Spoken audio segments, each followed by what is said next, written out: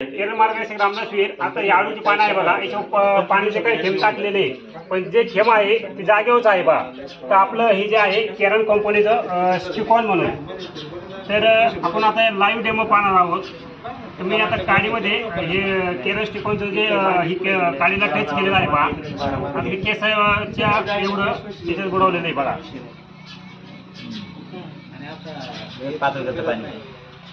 म्हणजे हे स्टिकर म्हणून काम करते, म्हणजे संपूर्ण केलेली फवारणी पूर्ण भागावर पसरवण्यास मदत करतं. हा पहिला फायदा. आता दुसरा काय फायदा, आपण फक्त टच केलंय काही सेकंदात ते पूर्ण स्प्रेड झालंय, म्हणजे स्प्रेडर झाले.